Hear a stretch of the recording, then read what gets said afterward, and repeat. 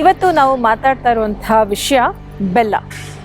ಹೌದು, ಬೆಲ್ಲ ಹೇಗೆ ತಯಾರಿ ಮಾಡ್ತಾರೆ, ಆರ್ಗ್ಯಾನಿಕ್ ಬೆಲ್ಲ ಅಂದ್ರೇನು ಇದ್ರ ಬಗ್ಗೆ ಎಲ್ಲ ಸ್ವಲ್ಪ ಕನ್ಫ್ಯೂಷನ್ಸ್ ಇದೆ. ಹಳೆ ಬೆಲ್ಲ, ಹೊಸ ಬೆಲ್ಲ ಅಂತ ಅಂದ್ರೇನು, ತುಂಬ ಒಂದು ರೀತಿಯಾದಂತಹ ಗೊಂದಲದಲ್ಲಿ ಸಾಕಷ್ಟು ಜನ ಇರೋದ್ರಿಂದ ಈ ಬೆಲ್ಲದ ಬಗ್ಗೆ ಸ್ವಲ್ಪ ನಾವು ಚರ್ಚೆ ಮಾಡೋಣ. ಮೊದಲಿಗೆ ಬೆಲ್ಲವನ್ನು ಹೇಗೆ ಒಂದು ತಯಾರಿ ಮಾಡ್ತಾರೆ ಅಂತ ತಿಳಿದುಕೊಳ್ಳೋಣ. ನೀವು ಮಂಡ್ಯ ಕಡೆ ಎಲ್ಲ ಹೋದಾಗ ಆಲೆ ಮನೆ ಅಂತ ನೀವು ನೋಡಿರ್ಬೋದು. ಈ ಆಲೆ ಮನೆಯಲ್ಲಿ ಫ್ರೆಶ್ ಆಗಿ ಕಬ್ಬುಗಳನ್ನು ತಂದು ಹಾಕಿರ್ತಾರೆ. ಆ ಕಬ್ಬುಗಳನ್ನು ಕ್ರಷರ್ನಲ್ಲಿ ಹಾಕಿ ಆ ಕ್ರಷರಿಂದ ಬಂದಂತಹ ಜ್ಯೂಸ್ ಏನಿರುತ್ತೆ ಅದನ್ನು 3 ರಿಂದ 4 ಕುಪ್ಪರಿಕೆಯಲ್ಲಿ ಈ ಜ್ಯೂಸ್ನ ಕಲೆಕ್ಟ್ ಮಾಡ್ತಾರೆ. ಆ ಪ್ರತಿಯೊಂದು ಕುಪ್ಪರಿಕೆನಲ್ಲೂ ಒಂದೊಂದು ಫಿಲ್ಟ್ರಿಂಗ್ ಪ್ರಾಸೆಸ್ ನಡೀತೆ. ಫಿಲ್ಟ್ರಿಂಗ್ ಅಂದರೆ ಮಡ್ಡಿ ಏನು ಬರುತ್ತಲ್ಲ ಅದನ್ನೆಲ್ಲ ಒಂದು ಫಿಲ್ಟರ್ ಮಾಡಿ ಆ ಕುಪ್ಪರಿಕೆಯಲ್ಲಿ ಒಂದರಿಂದ ಕುಪ್ಪರಿಗೆಯಿಂದ ಇನ್ನೊಂದು ಕುಪ್ಪರಿಗೆ ಹಾಕಿ ತದನಂತರ ಅದನ್ನು ಪಾಕ ಮಾಡಿ ಬಂದಂತಹ ಒಂದು ಪಾಕವೇ ಬೆಲ್ಲ ಅಂತ ಕರೆಯುವಂಥದ್ದು. ಇವನ್ ಅದು ಬಿಸಿ ಮಾಡಲಿಕ್ಕೂ ಕೂಡ ನಾನು ಹೇಳಿದೆ, ಆ ಕಬ್ಬನ್ನ ನೀನು ಕ್ರಷರ್ಗೆ ಹಾಕ್ತಾರೆ. ಆ ಬಂದಂತಹ ಸಿಪ್ಪೆ ಏನಿರುತ್ತೆ ಆ ಸಿಪ್ಪೆನೂ ಕೂಡ ಡ್ರೈ ಮಾಡಿ ಆ ಸಿಪ್ಪೆನಲ್ಲೇ ಈ ಪ್ರತಿಯೊಂದು ಕುಪ್ಪರಿಗೆನೂ ಶಾಖ ಕೊಡಲಿಕ್ಕೆ ಬಳಸುವಂಥದ್ದು. ಯಾಕೆ ಇದು ಪ್ರತಿಯೊಂದು ಸ್ಟೆಪ್ಸು ಇಂಪಾರ್ಟೆಂಟ್ ಅಂದರೆ ಇದರಲ್ಲಿ ಯಾವುದೇ ರೀತಿಯಾದಂತಹ ಒಂದು ರಾಸಾಯನಿಕ ಬಳಸಿರಲ್ಲ, ಅಥವಾ ಅದನ್ನು ಬಿಸಿ ಮಾಡಲಿಕ್ಕೆ ಯಾವುದೇ ರೀತಿಯಾದಂಥ ಬೇರೆ ಬೇರೆ ವೇಸ್ಟ್ ಪ್ರಾಡಕ್ಟ್ಸನ್ನು ಯೂಸ್ ಮಾಡಿಲ್ಲ. ಪ್ರತಿಯೊಂದು ಕಬ್ಬಿನಿಂದ ಬಂದಂತಹ ಪ್ರಾಡಕ್ಟ್ಸೇ ಯೂಸ್ ಮಾಡಿ ಬಿಸಿ ಮಾಡಿ ಈ ಪಾಕವನ್ನು ತೆಗೆದಿರುವಂಥದ್ದು. ಇದು ಮಾತ್ರ ಒಂದು ಆರ್ಗ್ಯಾನಿಕ್ ಬೆಲ್ಲ ಅಂತ ಕರೆಸ್ಕೊಳ್ತೇವೆ. ಇದಕ್ಕೇನಾದರೂ ರಾಸಾಯನಿಕ ಮಿಕ್ಸ್ ಮಾಡಿದಲ್ಲಿ ಇದು ಆರ್ಗ್ಯಾನಿಕ್ ಆಗೋದಿಲ್ಲ.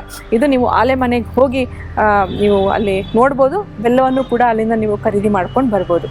ಹಾಗಾದರೆ ಬನ್ನಿ, ನಮ್ಮ ಆಯುರ್ವೇದ ಶಾಸ್ತ್ರದಲ್ಲಿ ಈ ಬೆಲ್ಲದ ಬಗ್ಗೆ ಏನು ಹೇಳ್ತಾರೆ ಅಂತ ನೋಡೋಣ. ಬೆಲ್ಲವನ್ನು ಇಂಗ್ಲೀಷ್ನಲ್ಲಿ ಜಾಗರಿ ಅಂತ ಕರೀತಾರೆ.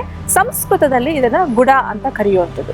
ಇದರ ಗುಣ ಬಂದು ಗುರು. ಇದು ಹೆವಿ ಟು ಡೈಜೆಸ್ಟ್ ಮತ್ತು ಸ್ನಿಗ್ಧ, ನಮ್ಮ ದೇಹಕ್ಕೆ ಒಳ್ಳೆ ಲೂಬ್ರಿಕೇಶನ್ ಅಥವಾ ಸ್ನಿಗ್ಧತೆ ಕೊಡುವಂತಹ ಗುಣ ಇರುವಂಥದ್ದು. ಇದಿಷ್ಟು ಬೆಲ್ಲದ ಗುಣಧರ್ಮಗಳು. ಈ ಶಾಸ್ತ್ರದಲ್ಲಿ ನಮಗೆ ಬೆಲ್ಲದ ಬಗ್ಗೆ ಏನೆಲ್ಲ ಒಂದು ಕಾರ್ಯಗಳು ಮಾಡುತ್ತೆ ಅಂತ ನಾವು ನೋಡ್ತಾ ಹೋದರೆ, ಈ ಬೆಲ್ಲವು ವಾತನಾಶಕ ಅಂತ ಕರೀತಾರೆ. ವಾತನಾಶಕ ಅಂತಂದರೆ ವಾತದಿಂದ ಸಂಬಂಧಿತ ಯಾವುದೇ ಕಾಯಿಲೆಗಳಿರ್ಬೋದು. ಹೆಂಗೆ ಗೊತ್ತಾಗುತ್ತೆ ನನಗೆ ವಾತದ ತೊಂದರೆ ಇದೆ ಅಂತಂದರೆ, ಲೈಕ್ ಕೂದಲೆಲ್ಲ ಡ್ರೈ ಆಗುವಂಥದ್ದು, ಚರ್ಮ ದೇಹದಲ್ಲಿ ಸಾಕಷ್ಟು ರೂಕ್ಷತೆ ಅಥವಾ ಡ್ರೈನೆಸ್ ಇರುವಂಥದ್ದು, ಚರ್ಮ ಡ್ರೈ ಆಗಿರುವಂಥದ್ದು ಇರ್ಬೋದು, ಮಂಡಿಗಳ ನೋವು ಆಗಿರುವಂಥದ್ದು, ಇವೆಲ್ಲವೂ ವಾತಕ್ಕೆ ಸಂಬಂಧಪಟ್ಟಿರುವಂತಹ ಕಾಯಿಲೆಗಳು. ಇದಕ್ಕೆ ಬೆಲ್ಲ ಬಹಳ ಉಪಯುಕ್ತ. ಹಾಗಾಗಿ ವಾತ ನಾಶಕ. ಮತ್ತು ಇದು ವೃಷ್ಯ, ಒಂದು ವೀರ್ಯವನ್ನು ವೃದ್ಧಿ ಮಾಡುವಂಥದ್ದು. ಬಲ್ಯ, ದೇಹಕ್ಕೆ ಶಕ್ತಿಯನ್ನು ಉಂಟು ಮಾಡುವಂಥದ್ದು. ಬಸ್ತಿ ಶೋಧಕ ಅಂತ ಕರೀತಾರೆ, ಅಂದರೆ ಯೂರಿನರಿ ರಿಲೇಟೆಡ್ ಡಿಸಾರ್ಡರ್ಸ್ಗೆ ಬಹಳ ಒಂದು ಉಪಯುಕ್ತ. ಇವಿಷ್ಟು ನಮ್ಮ ಶಾಸ್ತ್ರದಲ್ಲಿ ಹೇಳಿರುವಂಥದ್ದು. ಇನ್ನು ಕನ್ಫ್ಯೂಷನ್ ಏನಪ್ಪ ಅಂದರೆ, ಹಳೆ ಬೆಲ್ಲನ ಹೊಸ ಬೆಲ್ಲನ ಅಂತ ಇದೆ. ಈ ಹಳೆ ಬೆಲ್ಲ ಹೊಸ ಬೆಲ್ಲ ಎರಡಕ್ಕೂ ಬೇರೆ ಬೇರೆ ಆದಂತಹ ಗುಣಧರ್ಮ ಇರುವಂಥದ್ದು. ನೀವು ಹೊಸ ಬೆಲ್ಲ ನೋಡಿದ್ರೆ ಅದೇನು ಮಾಡುತ್ತೆ, ಕಫನ ಹೆಚ್ಚು ಮಾಡುತ್ತೆ, ಅಂದರೆ ಫ್ಯಾಟ್ ಜಾಸ್ತಿ ಇನ್ಕ್ರೀಸ್ ಮಾಡಿಬಿಡುತ್ತೆ. ಮತ್ತು ಇದು ಹೊಟ್ಟೆನಲ್ಲಿ ಕ್ರಿಮಿಗಳನ್ನು ಇನ್ಕ್ರೀಸ್ ಮಾಡುತ್ತೆ. ಅದೇ ಹಳೆ ಬೆಲ್ಲ ಆದರೆ ನಮ್ಮ ಚರಕ ಋಷಿಗಳು ಹಳೆ ಬೆಲ್ಲನ ಹೃದಯ ಅಂತ ಕರೀತಾರೆ. ಅಂದರೆ ನಮ್ಮ ಹೃದಯಕ್ಕೆ ಬಹಳ ಇಂಪಾರ್ಟೆಂಟ್, ಬಹಳ ಒಂದು ಒಳ್ಳೆ ಕಾರ್ಯವನ್ನು ಮಾಡುವಂಥದ್ದು ಹೃದಯ ಅಂತ ಕರೆಯುವಂಥದ್ದು ಹಳೆ ಬೆಲ್ಲಕ್ಕೆ. ಮತ್ತು ಇದು ಹಳೆ ಬೆಲ್ಲಕ್ಕೆ ಜೀರ್ಣ ಮಾಡ್ಕೊಳ್ಳುವಂತಹ ಶಕ್ತಿ, ನಮ್ಮ ದೇಹದಲ್ಲಿ ಜೀರ್ಣ ಮಾಡ್ಕೊಳ್ಳೋಕ್ಕೆ ಬಹಳ ಸುಲಭ ಆಗುತ್ತೆ. ಲಘು ಗುಣ ಇರುವಂಥದ್ದು, ಮತ್ತು ವಾತ ಪಿತ್ತನಾಶಕ ಇರುವಂಥದ್ದು, ರಕ್ತ ಶೋಧನ, ನಮ್ಮ ಬ್ಲಡ್ ಪ್ಯೂರಿಫಿಕೇಷನ್ ಮಾಡುತ್ತೆ ಈ ಒಂದು ಹಳೆ ಬೆಲ್ಲ. ಇವಿಷ್ಟು ಹಳೆ ಬೆಲ್ಲ ಮತ್ತು ಹೊಸ ಬೆಲ್ಲ. ನೀವೇನು ಯೆಲ್ಲೋಯಿಶ್ ಕಲರ್ಡ್ ಬೆಲ್ಲ ಏನಾದರೂ ನೋಡಿದರೆ ಖಂಡಿತ ಉಪಯೋಗಿಸ್ಬೇಡಿ. ಬೆಲ್ಲ ಕನಿಷ್ಠ ಪಕ್ಷ 1 ವರ್ಷದ ಹಳೇದಾಗಿರಬೇಕು. ಅದು ಮಾತ್ರ ತಾವು ಸೇವನೆ ಮಾಡಿದರೆ ಒಳ್ಳೆಯದು. ಹೊಸ ಬೆಲ್ಲ ನೀವು ಏನಾದರೂ ಸೇವನೆ ಮಾಡಿದರೆ, ನಾನು ಹೇಳಿದೆ, ಕಫದೋಷವನ್ನು ಇನ್ಕ್ರೀಸ್ ಮಾಡುತ್ತೆ, ಫ್ಯಾಟ್ ಇನ್ಕ್ರೀಸ್ ಮಾಡುತ್ತೆ, ಹೊಟ್ಟೆಯಲ್ಲಿ ಎಲ್ಲ ಕ್ರಿಮಿಗಳೆಲ್ಲ ಆಗುತ್ತೆ. ಹಾಗಾಗಿ ಹೊಸ ಬೆಲ್ಲವನ್ನು ಯಾವುದೇ ಕಾರಣಕ್ಕೂ ಉಪಯೋಗ ಮಾಡಿಬಿಡಿ. 1 ವರ್ಷ ಶೇಖರಣೆ ಮಾಡಿ ತದನಂತರ ತಾವು ಸೇವನೆ ಮಾಡುವಂಥದ್ದು. ಆರ್ಗ್ಯಾನಿಕ್ ಬೆಲ್ಲ ನಾನು ಹೇಳಿದ್ನಲ್ಲ, ಆ ರೀತಿಯಾಗಿ ಮಾಡಿದಂತಹ ಆಲೆ ಮನೆಯಲ್ಲಿ ಮಾಡಿದಂತಹ ಆರ್ಗ್ಯಾನಿಕ್ ಬೆಲ್ಲವನ್ನು ಮಾತ್ರ ಸೇವನೆ ಮಾಡುವಂಥದ್ದು. ಹಾಗಿದ್ರೆ ಬನ್ನಿ, ಈ ಬೆಲ್ಲವನ್ನು ನಾವು ಹೇಗೆ ಸೇವನೆ ಮಾಡಬೇಕು, ಯಾರೆಲ್ಲ ಸೇವನೆ ಮಾಡಬೇಕು, ಯಾವ್ಯಾವ ಕಾಂಬಿನೇಷನ್ಸಲ್ಲಿ ಸೇವನೆ ಮಾಡಬೇಕು ಅಂತ ತಿಳ್ಕೊಳ್ಳೋಣ. ಹೌದು, ಬೆಲ್ಲವನ್ನು ನಾವು ನಮ್ಮ ಪ್ರಕೃತಿಯ ಅನುಗುಣವಾಗಿ ಅಥವಾ ನಮ್ಮ ಪ್ರಕೃತಿಯ ಅನುಗುಣವಾಗಿ ಅಲ್ಲದೆ ವಾತಪಿತ್ತ ಕಫ ದೋಷದಿಂದ ಉಂಟಾದಂತಹ ವಿಕೃತ ಇರ್ಬೋದು. ಅದರಿಂದನೂ ಆಗಿರುವಂತಹ ಕಾಯಿಲೆಗಳನ್ನು ನೋಡಿಕೊಂಡು ಈ ಬೆಲ್ಲವನ್ನು ನಾವು ಸೇವನೆ ಮಾಡಬೇಕಾಗಿರುವಂಥದ್ದು. ಮೊದಲಿಗೆ ಕಫ ಪ್ರಕೃತಿ ಅಥವಾ ಕಫದೋಷದಿಂದ ಉಂಟಾದಂತಹ ವಿಕೃತ ಕಾಯಿಲೆಗಳಿಗೆ ಹೇಗೆ ನಾವು ಏನೆಲ್ಲ ಕಫದೋಷದಿಂದ ಉಂಟಾದ ವಿಕೃತ ಅಂತಂತಂದರೆ ವೇಟ್ ಗೇನ್ ಇರ್ಬೋದು, ಹೈಪೋಥೈರಾಯ್ಡಿಸಮು, ಲಿವರ್ ಸಂಬಂಧಿತ ಕಾಯಿಲೆಗಳು, ಡಯಾಬಿಟೀಸು, ಕೊಲೆಸ್ಟ್ರಾಲು, ಈ ಎಲ್ಲ ಒಂದು ಸಮಸ್ಯೆಗಳಿಗೆ ಬೆಲ್ಲವನ್ನು ಶುಂಠಿಯ ಜೊತೆ ಸೇವನೆ ಮಾಡುವಂಥದ್ದು ಕಫದೋಷಕ್ಕೆ ಸಂಬಂಧಪಟ್ಟಿರೋ ಹಾಗೆ. ಮತ್ತು ಪಿತ್ತದೋಷದಿಂದ ಉಂಟಾದಂತಹ ಕಾಯಿಲೆಗಳಿರ್ಬೋದು, ದೇಹದಲ್ಲಿ ಉಷ್ಣತೆ ಜಾಸ್ತಿ ಆಗಿರ್ಬೋದು, ಪಿತ್ತಜ ರಿಲೇಟೆಡ್ ಬ್ಲೀಡಿಂಗ್ ಡಿಸಾರ್ಡರ್ಸು, ಈ ಥರದ್ದು ಎಲ್ಲವಕ್ಕೂ ತಾವು ಬೆಲ್ಲವನ್ನು ಹರಿತಕಿ ಚೂರ್ಣದ ಜೊತೆ ಸೇವನೆ ಮಾಡುವಂಥದ್ದು.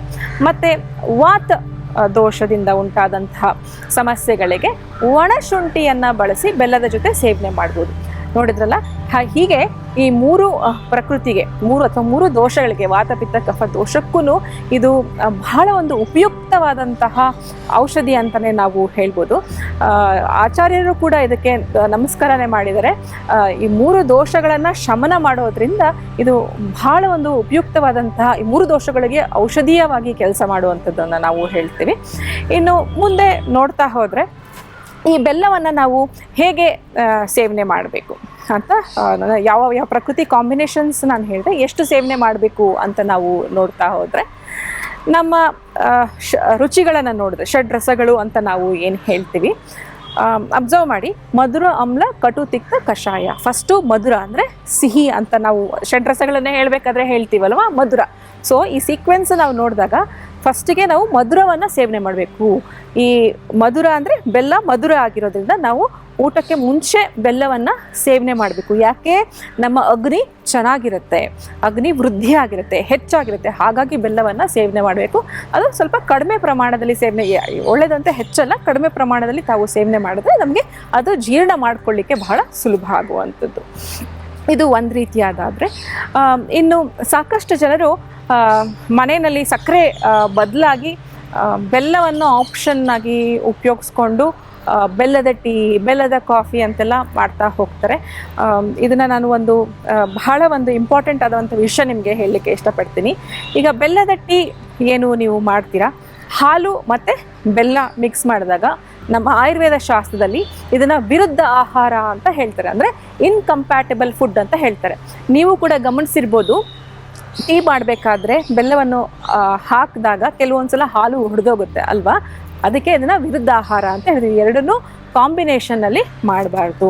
ಅದರ ಬದಲು ತಾವು ಕಲ್ಲು ಸಕ್ಕರೆಯನ್ನು ಉಪಯೋಗಿಸಿ ಮಾಡ್ಕೋಬೋದು. ಹಾಲಿಲ್ಲದ ಟೀ ಏನಾದರೂ ನೀವು ಮಾಡಿಕೊಂಡ್ರೆ ಬೆಲ್ಲವನ್ನು ಉಪಯೋಗ ಮಾಡ್ಕೋಬೋದು. ಅದ್ರ ಜೊತೆಗೆ ನೀವು ಶುಂಠಿ, ತುಳಸಿ, ಕಾಳುಮೆಣಸು, ದಾಲ್ಚಿನ್ನಿ ಎಲ್ಲ ಹಾಕಿ ಕಷಾಯ ಮಾಡಿಕೊಂಡು ಅದಕ್ಕೆ ಬೆಲ್ಲ ಹಾಕಿ ಸೇವನೆ ಮಾಡಿದ್ರೆ ನಿಮಗೆ ಭಾಳ ಉಪಯುಕ್ತ ಅಂತ ಹೇಳ್ತೀನಿ. ಇದಿಷ್ಟು ನಾವು ಬೆಲ್ಲನ ಹೇಗೆ ಸೇವನೆ ಮಾಡಬೇಕು, ಯಾರೆಲ್ಲ ಸೇವನೆ ಮಾಡಬೇಕು, ಕಾಂಬಿನೇಷನ್ಸ್ ಬಗ್ಗೆ ಹೇಳಿದೆ, ಹೊಸ ಬೆಲ್ಲ, ಹಳೆ ಬೆಲ್ಲ. ಸೊ ಭಾಳ ಇಂಪಾರ್ಟೆಂಟ್ ಅಂದರೆ ಆರ್ಗ್ಯಾನಿಕ್ ಬೆಲ್ಲ ನೀವು ಖರೀದಿ ಮಾಡೋದು ಭಾಳ ಇಂಪಾರ್ಟೆಂಟು. ಕಲರ್ ಇರುವಂಥದ್ದು, ಬಿಳಿ ಬಣ್ಣ ಇರುವಂಥದ್ದು ಅದು ನೋಡಿದೆ. ಕಪ್ಪು ಬೆಲ್ಲ ಏನಿರುತ್ತೆ, ಆಲೆ ಮನೆಗೆ ಹೋಗಿನೇ ನೀವು ಖರೀದಿ ಮಾಡಿ ತೊಗೊಂಡ್ರೆ ಭಾಳ ಉಪಯುಕ್ತ ಅಂತ ಹೇಳ್ತೀನಿ.